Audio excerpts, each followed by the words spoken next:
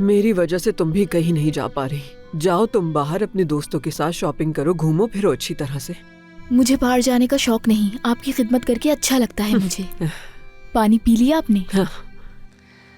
करीम ने जॉब देख ली होगी तुम्हारे लिए, लेकिन इन हालात की वजह से पूछ नहीं सकी। अभी जरूरी भी नहीं नानी, मैं आपको इस हालत में छोड़ के कहीं नहीं जाना चाहती। फिलिस, मैं एक बात सोच रही थी, क्या ऐसा नहीं हो सकता कि तुम करीम के साथ कुछ दिनों के लिए काम कर लो? जब तुम्हें थोड़ा तजर्बा हो जाए तो कहीं और जॉब ढूंढ लेना। ठीक है नानी, जैसे आप चाहें। मेरी प्यारी बेटी, खुश रहो।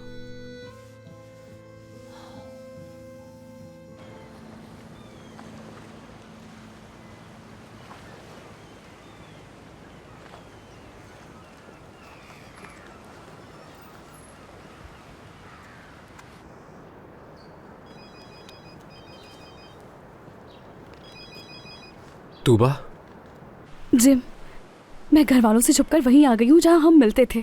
क्या तुम आ सकते हो अभी? हाँ बिल्कुल, अभी आ रहा हूँ मैं। बहुत याद किया है तुम्हें। मैंने भी तुम्हें बहुत याद किया है।